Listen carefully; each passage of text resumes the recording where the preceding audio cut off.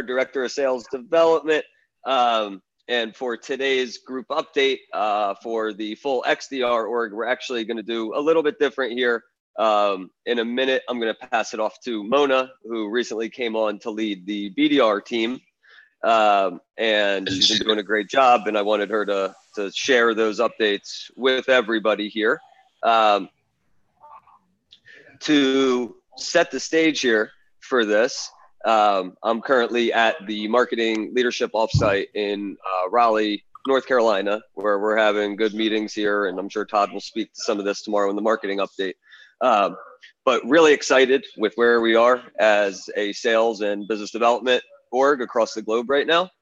We have a lot of the pieces in place now. And right now, I just wanted to highlight our leadership team. And as a lot of people know, Mona joined us, I think, just about 6 weeks ago, and is already having a huge impact to lead the inbound side and like the SMB, mid-market, the commercial segment globally from a BDR perspective here. And then the other announcement I really was excited to share with everybody is we hired Jay Thomas Burrows there.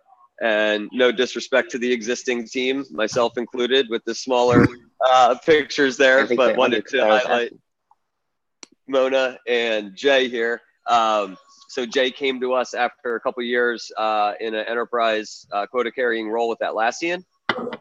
And Jay will be managing our SDRs, BDRs in APAC. And so really excited to bring him on, really rounds out an already awesome team of managers here that we have.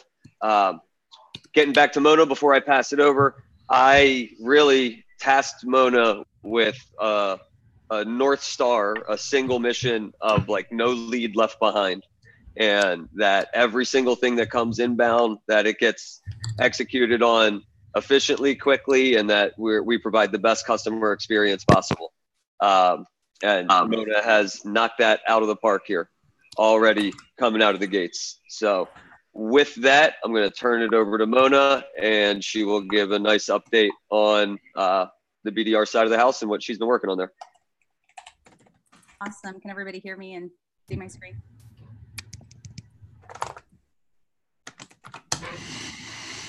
I think we still have Alex's screen right now. Mine says that I'm sharing. Oh, you're good. You're good. Am I good? It's yours. Awesome. Perfect.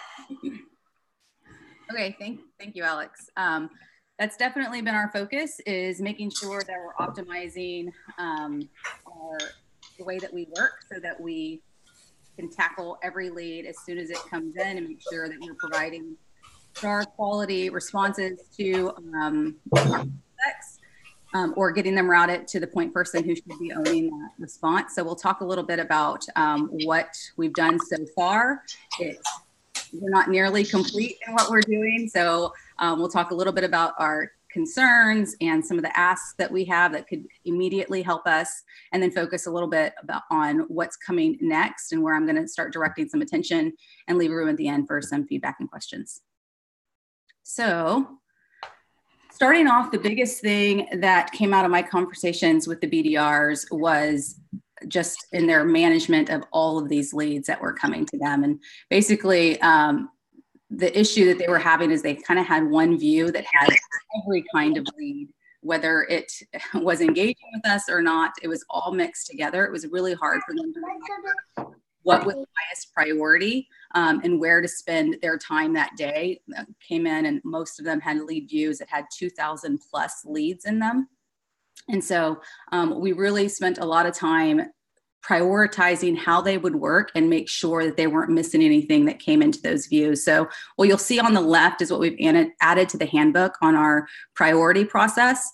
And this is what they come in every single day and they're looking through. The reason why MQLs, request contact, are the most important is, one, it's usually when folks have explicitly said, I need somebody to reach out to me about something. We were having a problem when I first started with a lot of folks saying they had reached out multiple times and hadn't gotten anybody to respond back to them. So we're still working on this, but this is a big piece, is just having that bubble up to the top priority for the BDR team.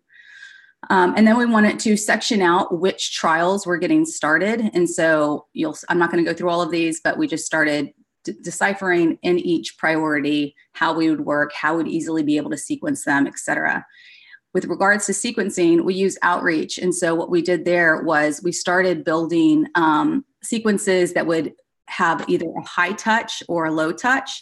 High touch is going to be more touches, but not just that. It's also going to be allow for personalization, and it's also going to be multi-channel touches. So we're going to use LinkedIn, we're going to use the phone, we're going to use email in order to engage with those high priority or kind of they fit right into our persona of who we want to be speaking with. For the low touch, we're going to look for some other buying signals that warrant calls or anything like that. We're going to start off just making sure that we're reaching out with some sort of human email to them. So we've got them classified by both the SaaS and the on-prem so that we can start looking at which ones are we getting better conversions with and just making sure that we're being able to get data that's going to be relevant at the end of all this on what's working for us. So with these new views, with the new sequences, this is just basically made a way for the BDRs not to rely so much on their MQL email alerts. That's how they were managing leads before. I've gotten to hear BDRs now start, they're just putting a filter into their Gmail. All of those alerts are going into that specific folder because they basically don't need to see them anymore. They can just go to their views and all of their leads are in those views in order of priority. So based on this, we've seen that the results so far are pretty promising. We are almost halfway to our goal, and that's for the quarter already. So seeing a lot of traction just by fixing these two things. And this is no way a complete, we're nowhere near full optimization yet. So we're just excited about where we're getting started. It's also allowing us to manage a lot more leads. In December, we had about a little bit under 1,000 leads that they managed. Now we're up to 4,500 leads that they're being able to manage as a team. So we're able to get to and make sure that we're accepting those or dequeuing them, but we're getting eyeballs on them and we're making sure they have outreach when they should have outreach. I think that is it for this slide. Let me go ahead and move on from here.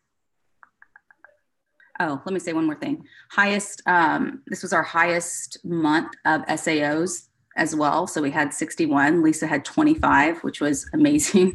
I think in January, we had 33 SAOs that came out of that month. So making almost double the amount of SAOs from month over month. With that being said, it is a lot to manage.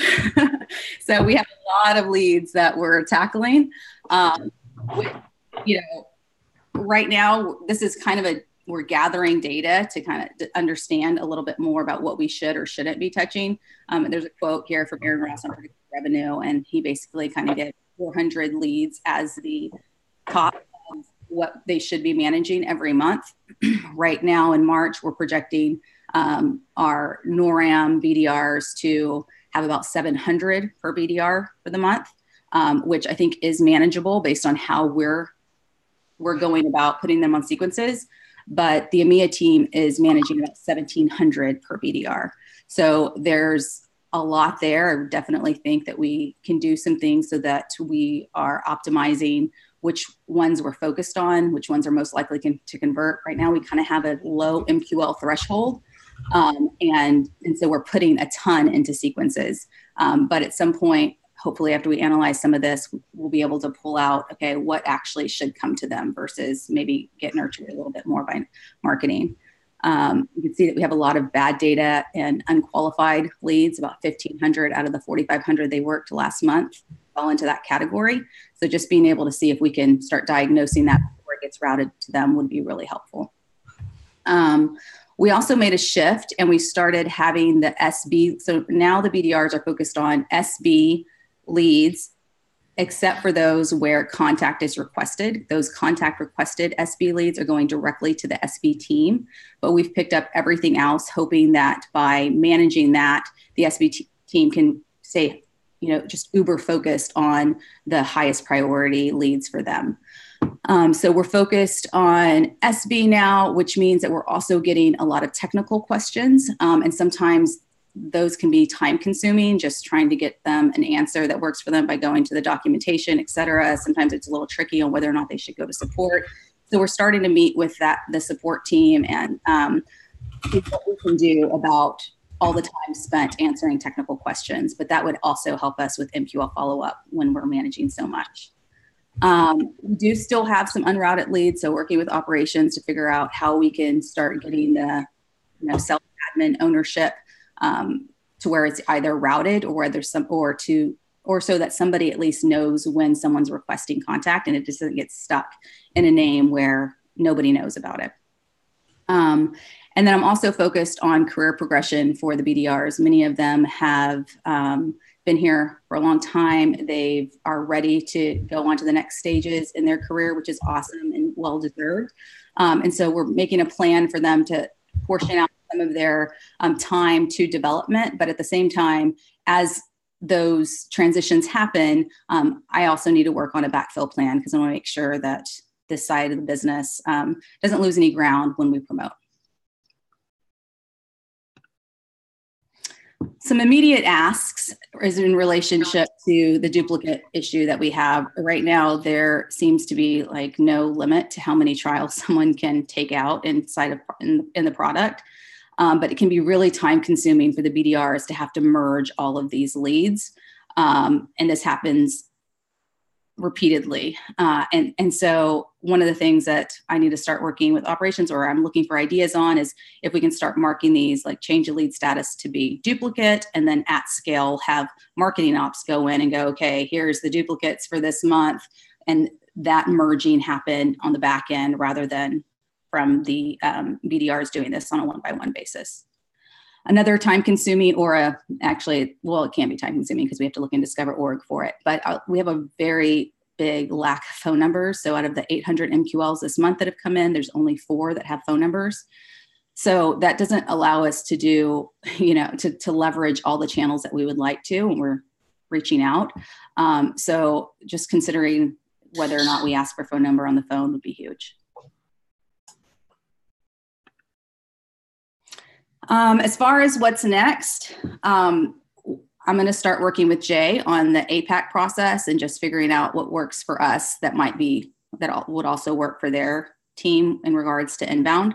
So we've started those conversations. We're going to carry those on and hopefully get that team to where they get a ton of leads. And so just being able to manage those effectively for them would be some great progress made too. We also are going to work on the BDR alignment with the SB and mid-market sales team. I think there's just a lot of expertise on those sales teams that if we transferred that over to the BDRs would only make us better in our qualification and then the handoff and all of that good stuff. So working with a couple of folks from the SB team on that, as well as some of the BDRs and just hoping that we can make that a really smooth process amongst the teams and just work with knowledge sharing and all that good stuff.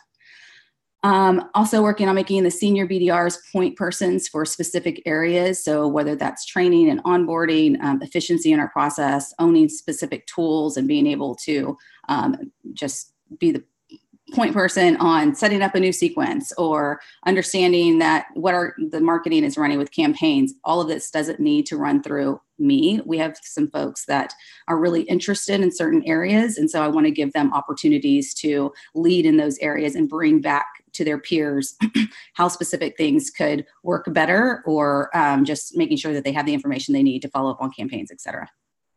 And then lastly, just transferring any working processes that we start creating that we're seeing are yielding great results for the BDR team. We want to make sure that we transfer that over to other teams who are also managing leads. So that's something that we're working to make strides in right now as well. And that, I think, brings me to the end.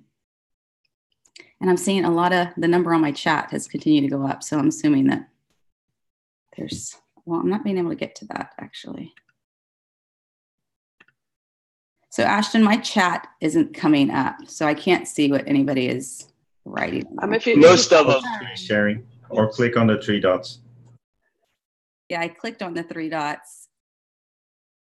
Okay, hold on. Let me just stop sharing. Okay, got it. I see. How are MQL scored? What's the criteria? I think that is the first question. Is that right? There, we already answered that one, so we're good there. I saw the link. Thanks. Awesome. Sure. Yeah, Mona, most of the questions got answered. You know, people, there was some interest. People, obviously, everybody wants more phone numbers on the go-to-market side there, and some good shout outs from people for the work you've been doing. Very cool. Mona, I had a question. Is there a trend in the unqualified leads? Well, we don't have a space right now on our record to actually show reason for unqualified. That's something that we're looking to add as well. I think that, yeah, I would say that we know what the bad data is. I wouldn't say on unqualified right now, we get things like students. So they're not necessarily people that could actually result in pipeline for us. So those go into unqualified. We send them an educational email before we unqualify them, but we want marketing to understand, hey, this isn't somebody, you're sending this to us, but we can't actually do anything with it. So that's one that I know about. That's a common one.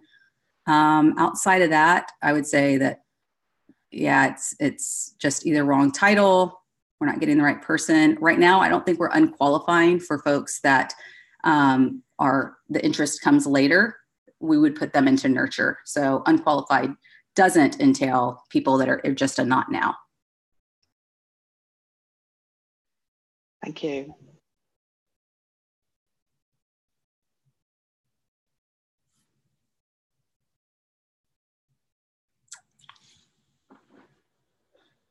That it? Any other questions? Are we good? Oh, is there a way to auto sync leads and phone numbers from Discover.org? That's going to be a question actually for one of the XDR managers, because the BDRs aren't adding people from Discover.org. So Elsha, do you want to take point on that? You can import data from Discover.org at account level. So that might be something that would be more done by the SDRs than the BDRs.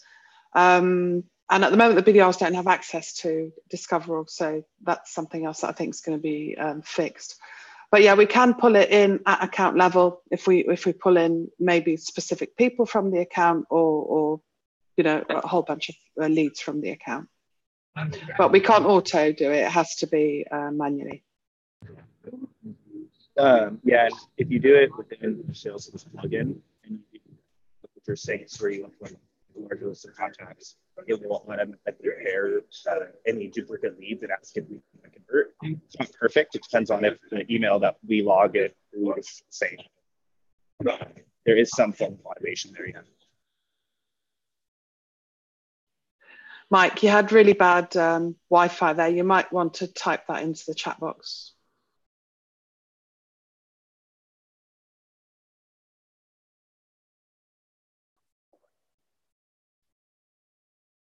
Hey, this is Amanda.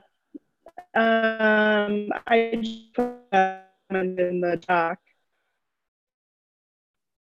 It looks like I have a bad one now too. Hold on. All right, I'll come back. Oh, can you guys hear me? Sorry.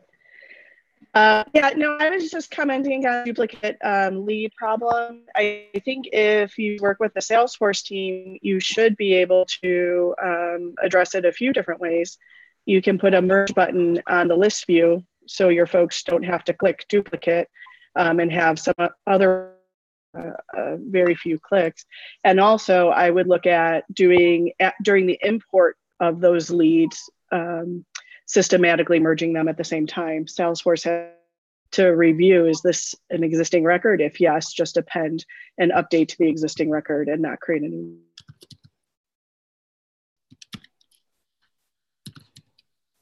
Amanda, that's awesome. I might CC you on the issue that we have open about it right now, just for you to kind of put your ideas there. Absolutely. I think they've possibly explored it before, and it's still something that it might be tricky with how in product is synced or something. But I would love your feedback on there. Cool. Mona, I don't know if something has changed, because the rules used to be that people couldn't take out a second trial. That's true. I was going to ask that question. If you're using your same credentials, you're not allowed to take out more than one trial. We have to, in the back end, allow for it if they want another. So my other question was, where are these leads coming from? I mean, you almost want to do a deep dive to say, how is this happening? And maybe resolve that issue as well. Yeah, we had it happen actually just as late as this morning. There was just a ton that came in for a specific person. So, and then, yeah, I haven't created an issue for that yet, but I definitely will be.